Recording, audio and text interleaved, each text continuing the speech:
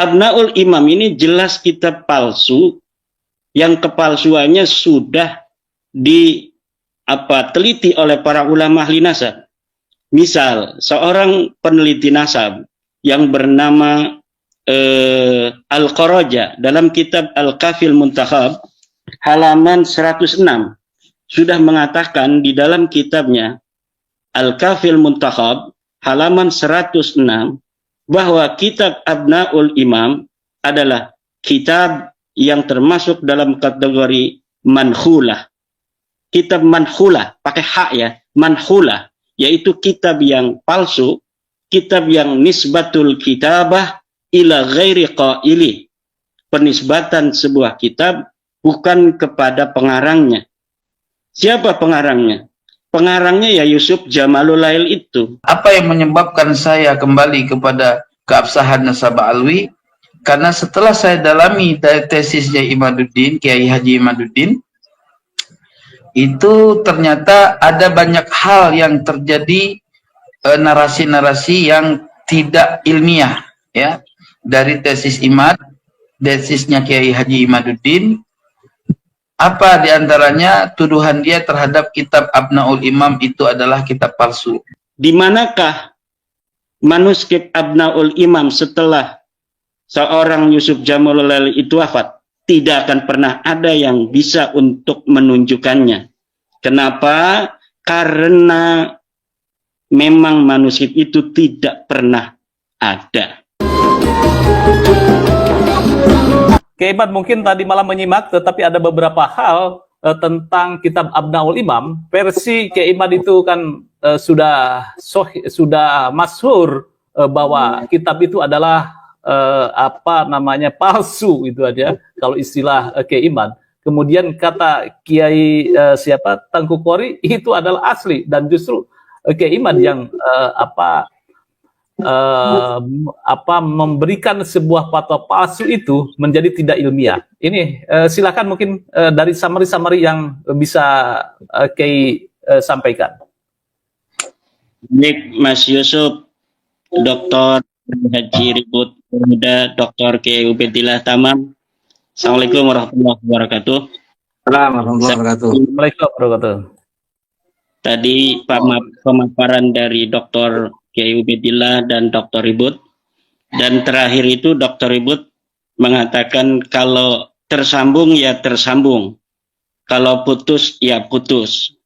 Sebenarnya kan itu sudah qat'i, putusnya itu sudah qat'i dengan adanya tes DNA yang sudah dapat kita akses bersama, baik melalui kajian dari Dr.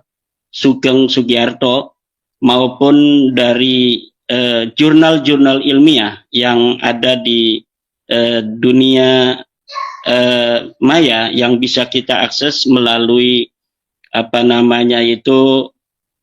portal-portal ilmiah yang kita bisa saksikan, kita bisa baca dari hasil karya Closop, Michael Hammer, dan lain sebagainya, bahwa keturunan Nabi Muhammad SAW itu sudah dikaji dan disimpulkan harus berhaplogrup C1.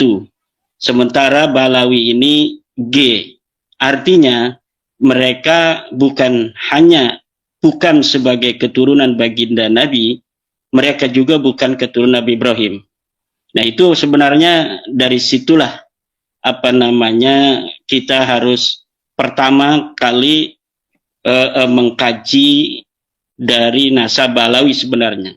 Sebenarnya Dr. Ribut, Dr. Kiai Ubed, ini nasab Balawi sudah tidak layak masuk dalam kajian historis, sudah tidak layak masuk dalam kajian filologis, sudah tidak layak masuk dalam kajian ilmu nasab.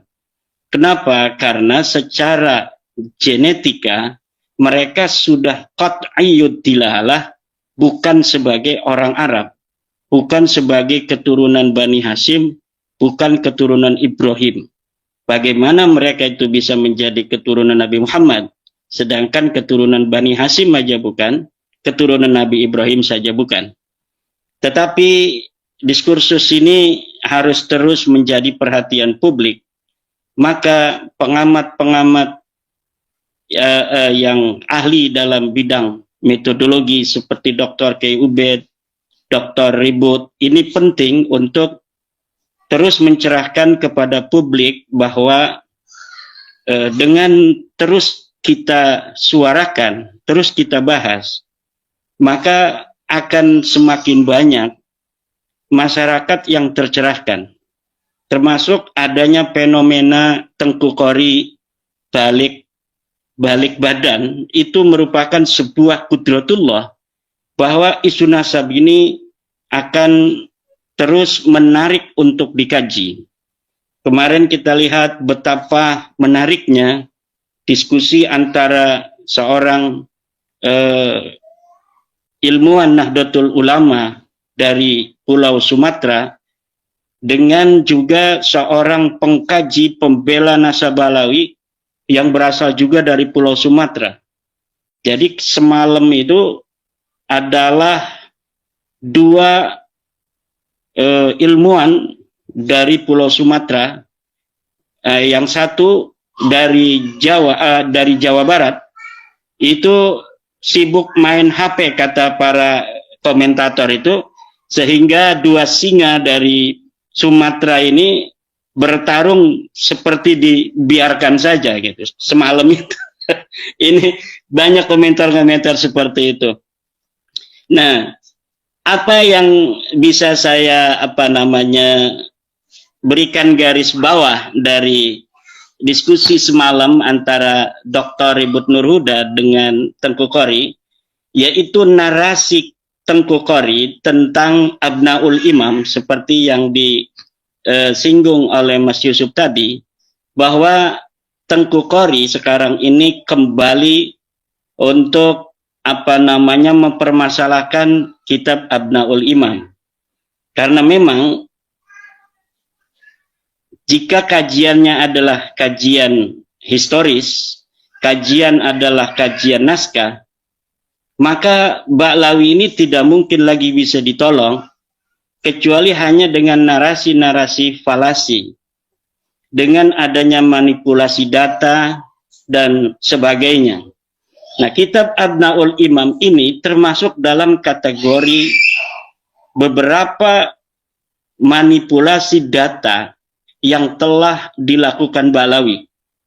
Jadi ada yang namanya disebut dalam istilah ilmu sastra Arab itu disebut dengan kitabatun manhulah.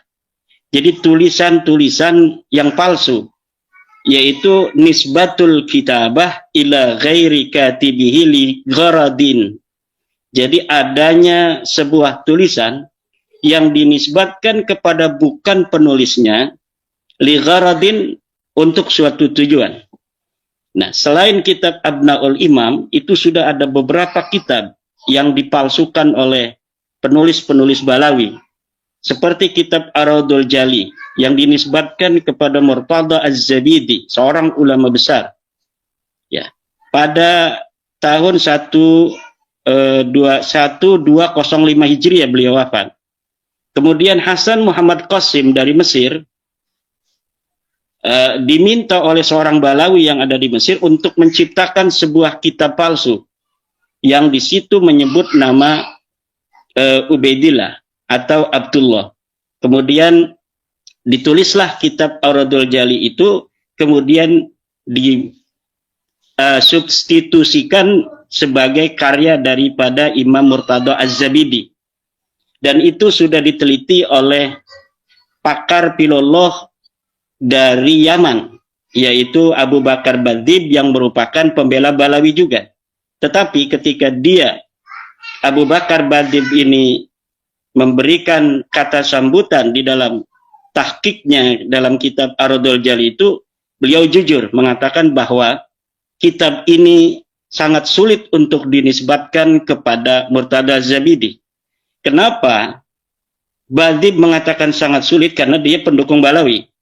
Kalau Imaduddin Usman mengatakan bahwa jelas-jelas kitab ini adalah kitab palsu yang dikarang oleh Hasan Muhammad Qasim 50 tahun yang lalu dari hari ini, kemudian diasosiasikan disubstitusikan sebagai karya dari Murtada Az-Zabidi. Yang kedua adalah kitab Tarikh Sambal Hadramaut. Kitab Tarikh Sambal atau Tarikh Hadramaut yang dikarang katanya oleh seorang sosok yang bernama Sambal, Syekh Sambal, yang katanya dia hidup di abad ke-10 Hijriah.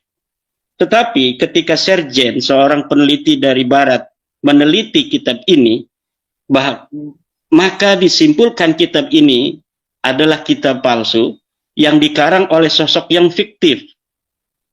Kemudian juga kitab Tarikh Ibnu Hisan. Ini Ibnu Hisan sosok yang historis.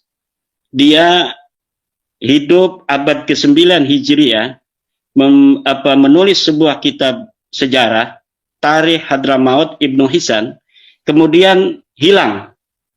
Nah, setelah hilang diciptakan kembali oleh Muhammad Abdullah Al-Habsyi dengan di dalamnya menyebutkan Faqih Muqaddam.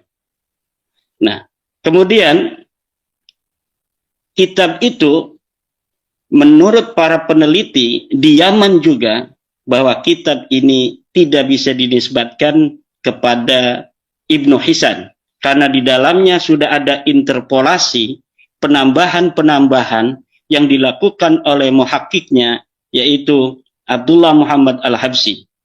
Ya. Hal-hal yang semacam ini terjadi juga pada Abnaul Imam ini. Abnaul Imam ini jelas kitab palsu yang kepalsuannya sudah diteliti oleh para ulama ahli nasab. Misal, seorang peneliti nasab yang bernama Al-Qaraja dalam kitab Al-Kafil Muntakhab halaman 106 sudah mengatakan di dalam kitabnya Al-Kafil Muntakhab halaman 106 bahwa kitab Abnaul Imam adalah kitab yang termasuk dalam kategori manhulah. Kitab manhulah, pakai hak ya, manhulah, yaitu kitab yang palsu, kitab yang nisbatul kitabah ila ghairi qaili, penisbatan sebuah kitab bukan kepada pengarangnya. Siapa pengarangnya? Pengarangnya ya Yusuf Jamalul Lail itu. Dia menarik-narik nama Abul Muammar Yahya Toba-Toba. Abul Muammar Yahya Toba-Toba itu memang seorang ulama dari kalangan Syiah. Dia mempunyai kitab yang namanya Syarhul Lumah Ibnul Jimni, tetapi tidak mempunyai kitab yang namanya Abnaul Imam fi Misra wa Syam. Dari mana keterangan itu? Silakan buka kitab Al-Kuna wal Alqab karya Syekh Abbas Al-Qummi juz 2 halaman 133. Kemudian buka juga kitab Mu'jamul Muallifin Umar Ridha Kahalah juz 13 halaman 226.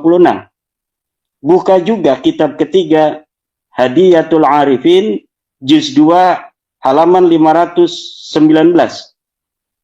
Keempat, buka juga kitab Al-A'lam juz 8 halaman 164. Di dalam kitab-kitab yang saya sebutkan tadi, biografi dari seorang Abul Muammar Yahya itu lengkap. Dia punya kitab apa, dia hidup kapan, kemudian punyakah dia kitab yang bernama Abnaul Imam? Tidak ada. Tidak ada berita seorang Abul Muammar Yahya bin Toba-Toba mempunyai kitab yang bernama Kitab Abnaul Imam fi Misra wa Syam. Nah, kalau misalnya pembela Balawi ingin menjadikan Abnaul Imam ini menjadi salah satu maraji', maka silahkan buktikan bahwa kitab Abnaul Imam ini memang dikarang oleh Abul Muammar. Mana manuskrip aslinya yang di mana di situ dikatakan Abul Muammar adalah sebagai penulis kitab ini? Tidak ada. Di dalam versi cetak kitab Abnaul Imam memang itu diberikan beberapa lembar contoh-contoh bahwa manuskripnya ada dipegang oleh pentahkik, dan ini contoh-contoh manuskripnya, diberikan 2 lembar atau 3 lembar. Tetapi saya melihat cara menulisnya itu cara menulis yang baru, walaupun dia legok-legokan seperti gaya khot-khot dari masa lalu. Kenapa? Karena memang praktik-praktik manipulatif dari kaum Ba'alawi ini, algoritmanya ini saya sudah tahu. Dari versi pentahkikan, dari bagaimana kitab-kitab manuskrip yang tidak dicetak, kemudian dijadikan maraji dalam perdebatan, hanya nama, ada yang seperti itu. Ada juga manuskrip yang diberikan kepada halayak, seperti manuskrip Al-Jawharus Safaf karya Al-Khatib. Nah, tetapi sebelumnya mereka itu harus mengarang, memalsukan sebuah kitab masa lalu, seorang ulama terkenal, Qiladatun Nahar misalnya. Kemudian Qiladatun Nahar ini banyak mengutip kitab Al-Jawharus Safaf ini. Seakan-akan kitab Al-Jawharus Safaf karya Al-Khatib betul-betul pernah ada di masa lalu. Nah, jadi praktik-praktik manipulatif semacam itu, algoritmanya sudah nyata, terang benderang. Bahkan seorang Ba'dzib yang hari ini masih hidup, kalau misalnya Ba'lawi itu betul-betul mau membuktikan kebenaran nasabnya berdasarkan kebenaran, maka seorang Ba'dzib yang sering datang ke Indonesia itu akan dipakai oleh Rabita Alawiyah untuk melawan saya. Dan saya yakin Ba'dzib tidak mau. Karena Ba'dziblah yang mengatakan Salim bin Jindan ini terkena penyakit melankolia, yang mengarang beberapa kitab-kitab yang diasosiasikan sebagai karangan abad ke-7 Hijriah oleh Ali bin Jadid, kitab Nasab, kitab Hadis, Al-Arba'un, kitab Al-Mawahib gitu. Tetapi ditulis oleh Salim bin Jindan. Kemudian diasosiasikan ulama masa lalu, tetapi kitab-kitab ini belum dicetak. Tetapi Rumel Abbas telah memberikan beberapa fotonya ketika di Rabita Alawiyah itu. Jadi sangat ketinggalan zaman apabila pembela Ba'lawi semacam Tengku itu kembali menjadikan kitab Abnaul Imam ini sebagai sebuah dalil hujjah ketersambungan nasab Ba'lawi. Karena jelas kitab ini kitab manhulah. Lihat di dalam kitab Al-Kafil Muntakhab, Al-Qaraja telah mengatakan kitab Abnaul Imam ini manhulah, kitab palsu yang diasosiasikan kepada ulama masa lalu yang dikarang di hari ini oleh Yusuf Jamalul Lail. Yusuf Jamalul Lail ini di Riyadh adanya. Dia baru meninggal 3 tahun yang lalu pada bulan Ramadan. Dengan Syekh Mahfud Turmusi pun saya berani katakan bahwa Syekh Mahfud Turmusi lebih utama dan lebih mulia di sisi Allah dari Ba'lawi, seluruh Ba'lawi yang ada di dunia, baik yang hidup maupun yang meninggal dunia. Bahkan peci hitamnya Syekh Nawawi itu lebih mulia dari seluruh sorban-sorban ban pespanya Ba'lawi, baik yang masih hidup maupun yang sudah meninggal dunia. Sarungnya Syekh Nawawi Tenara, sarung yang murah itu, yang linting, lebih mulia dan lebih utama dari seluruh jubah sorban-sorbannya dan lapisan-lapisannya dari para kabid Ba'lawi itu. Saya berani kalau misalnya ada malaikat yang suka tugasnya itu menghitung, hisab, ayo dihisab. Dia suka membanding-bandingkan, makanya saya banding-bandingkan sekarang. Mereka itu sukanya membanding-bandingkan. Sayyidina Syekh Abdul Qadir Jilani dibandingin dengan Abdul Al-Haddad, dengan Faqih Muqaddam. Katanya Faqih Muqaddam lebih hebat daripada Syekh Abdul Qadir Al-Jilani. Kalau Syekh Abdul Qadir Al-Jilani dia terkenal di dunia, maka Faqih Muqaddam nanti dia akan lebih tinggi derajatnya di akhirat daripada Syekh Abdul Qadir Jailani. Dari mana dia tahu? Syekh Abdul Qadir Jailani katanya pangkatnya kalah nanti di akhiratnya oleh Faqih Muqaddam. Siapa Faqih Muqaddam? Apakah orang, apakah bukan? Faqih Muqaddam katanya imam. Saya teliti di kitab-kitab, katanya dia wafat 653 Hijriah. Kitab-kitab sudah banyak ditulis di Yaman yang nyebutin nama ulama-ulama Yaman, ulama-ulama Tarim disebutin. Saya cari nama Faqih Muqaddam Muhammad bin Ali itu tidak ada sama sekali. Pada tahun 653 orang bernama Faqih Muqaddam. Tapi kibin-kibin kan hadaratnya, la hadrati Sayyidina wa Maulana Faqih Muqaddam, ya Faqih Muqaddam. Faqih Muqaddam dipanggil nggak ada kok. Saya bisa membuktikan dia tidak ada. Saya nggak bakal berani ngomong begini kalau saya tidak bisa membuktikan bahwa Faqih Muqaddam tidak ada pada masanya. Tidak ada. Lalu gimana tuh kiai kok bisa ada? Ya Sangkuriang tahu? Sangkuriang, Superman, tahu? Batman, Gundala, nggak ada orangnya. Tapi kemudian anak-anak kita hafal. Coba, idola kamu siapa? Superman, Batman, Gundala, Spiderman, Doraemon. Kalau dulu Sangkuriang, Kamandanu, Angling Dharma, tak kayak tadi Angling Dharma tuh.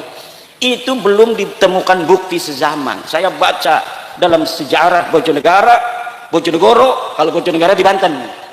Di Bojonegoro bahwa para pakar-pakar Bojonegoro belum menemukan bukti sezaman betulkah dulu di Bojonegoro ini ada Angling Dharma. Tetapi itu adalah sebuah kekayaan kebudayaan daripada Bojonegoro. Sama seperti di daerah Jawa Barat dikenal dengan nama Sangkuriang.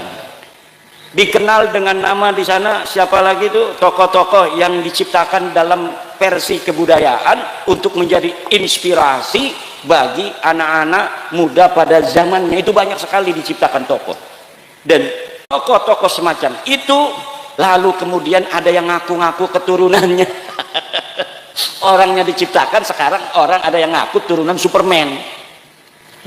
Saya masih turunan Superman.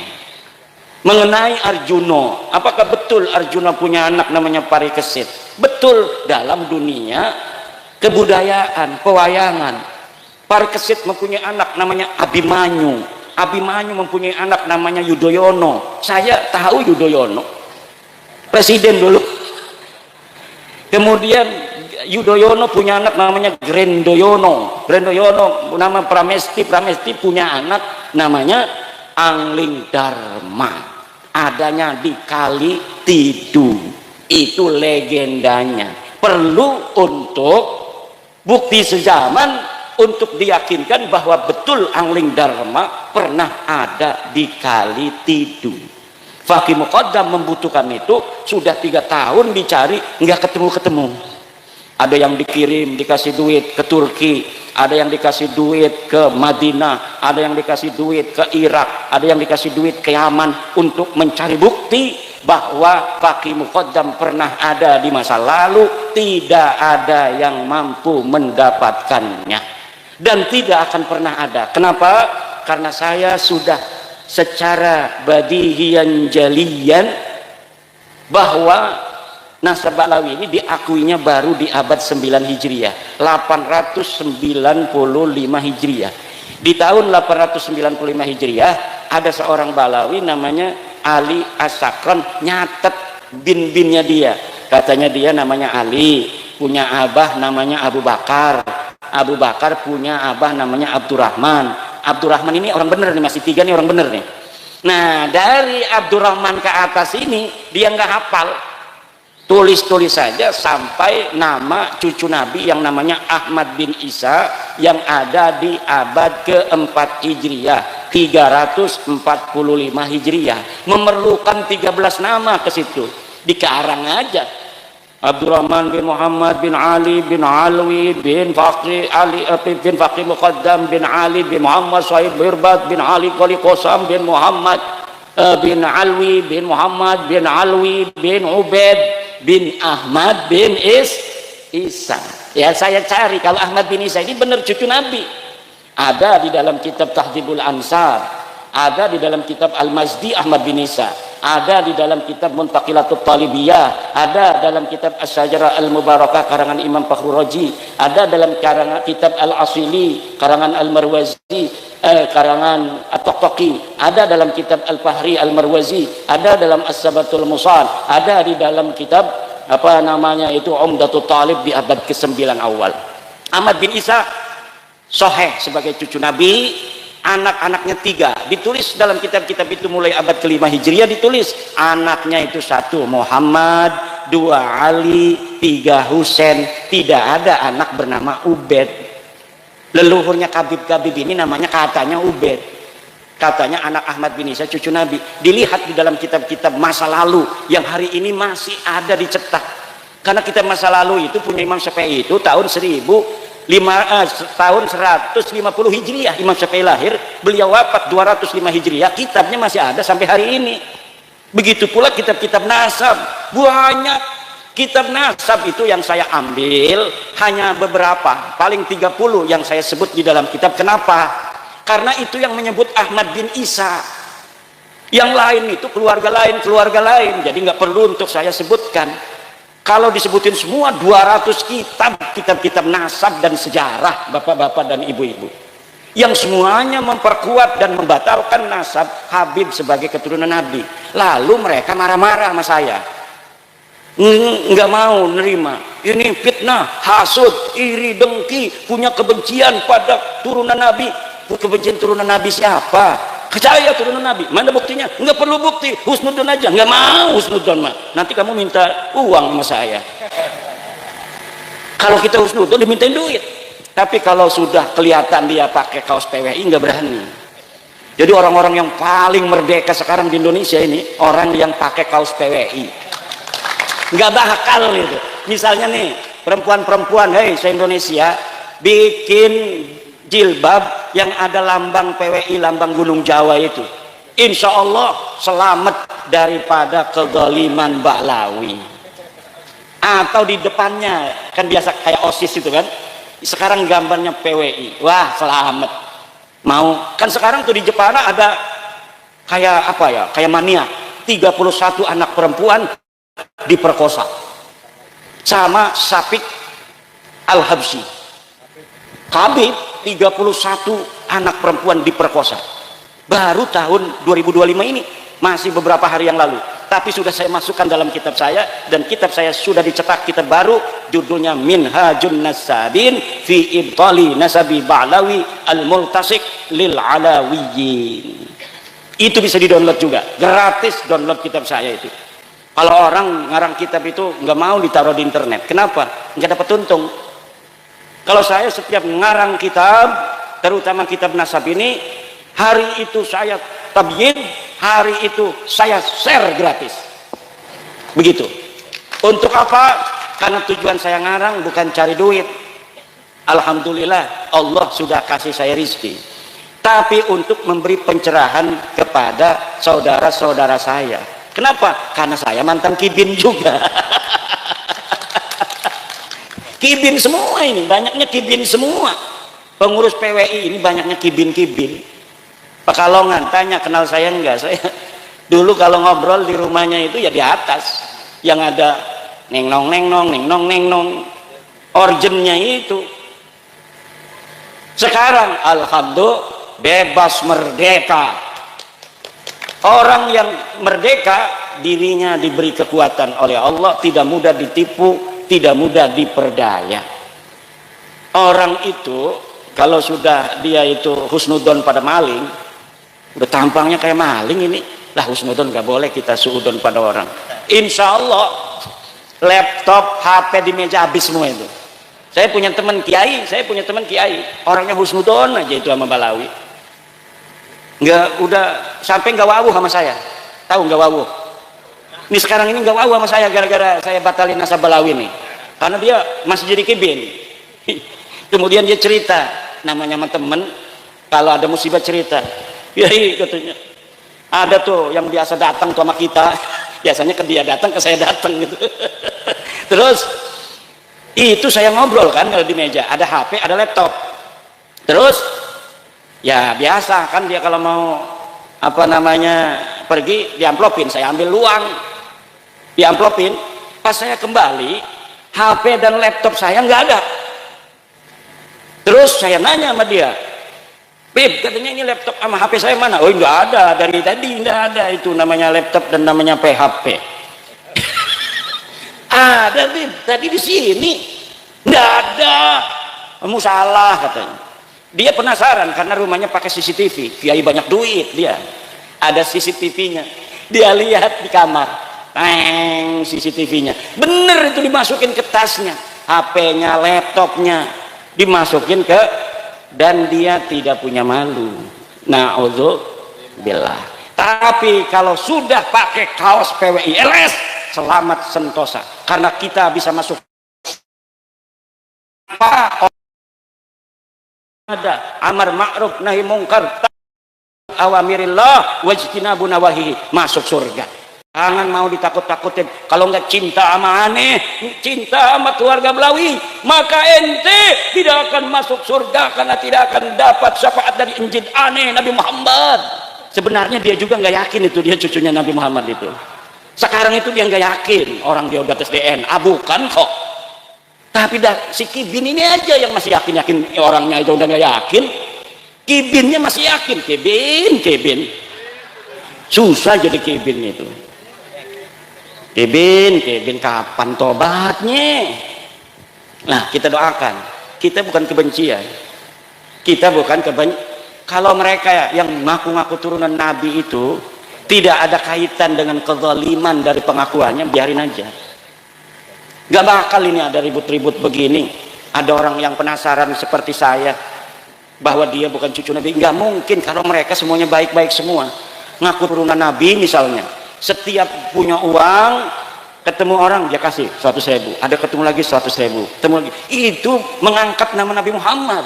Ya Allah, dasar cucunya Nabi, ketemu orang ngasih uang, sepasar uang dibagi semua sama dia. Masya Allah, Nabi Muhammad terima kasih, kau telah membawa cerah keimanan kepada kami, engkau juga menurunkan keturunan-keturunan yang mulia yang bagi-bagi duit terus pada kami. Begitu, walaupun palsu dia. Betul apa tidak?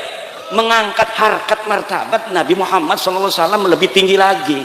Tapi kalau model-modelnya ngaku cucu Nabi, nggak pernah sholat, katanya putra-putri Fatimah nggak sholat juga, dijamin masuk surga. Kan malu-maluin Nabi Muhammad. Ngaku cucu Nabi, ada apem punya orang diambil aja. Allah. Minum-minuman keras, mabok, nyolong motor, dawir, nyolong apa namanya tuh akuarium. Ada di Lampung nyolong akuarium, di Banyumas nyolong keramik 200 meter material. Dia bawa mobil losbak ngambilin keramik, bukannya bayar, bilang Habib Banu, emangnya ini material siapa? Dapat keramiknya bukan dapat beli apa? Enak amat membawa nama Rasulullah untuk hawa nafsunya dia. Ini adalah merendahkan harkat martabat Rasulullah. Wajib bagi kita untuk menjaga kemuliaan Rasulullah dengan membongkar kepalsuan nasab orang-orang yang mengaku sebagai cucu Nabi, kemudian menggunakan pengakuan itu untuk berbuat zalim dan merendahkan harkat martabat Nabi. Setuju, Bu? Asyhadu anna Ba'lawi Habib laisu min dzurriyyati Rasulillah. Merdeka. Udah merdeka itu, insyaallah. Lebih merdeka lagi kalau ada lambang PWI di rumahnya. Ini lambang Nahdlatul Ulama di atas, karena PWI anaknya Nahdlatul Ulama. Di bawahnya lambang PWI LS. Insya Allah ada Kabib masuk, Masya Allah. Langsung nggak mau dia. Nanti kiai-kiai, ada apa Beb? Mau ngehol? Enggak kiai, enggak kiai. Ini saya melihat bahwa kiai ini akan masuk surga. Saya permisi kiai, assalamualaikum. Gitu doang paling juga. Kalau sudah ngelihat ada gambar PWI atau foto saya. Kalau belum punya gambar PWI, foto saya aja dipasang. Jangan fotonya Gus Yahya. Nanti Kalau fotonya Gus Yahya ada Habib masuk, ini husnudon ini husnudon nih, alhamdulillah nih. Kalau yang husnudon kan masih bisa dibohongin, ini husnudon. Saya kirimin itu, saya pernah ngomong begini di Lampung, videonya saya potong, saya kirimin ke Gus Yahya, ketawa kali dia di sana. Kalau yang ada foto saya, insya Allah nggak berani. Itu para habaib itu dawir lagi. Tapi kalau ada foto Gus Yahya, wah ini babul husnudon ini, bab husnudon ini.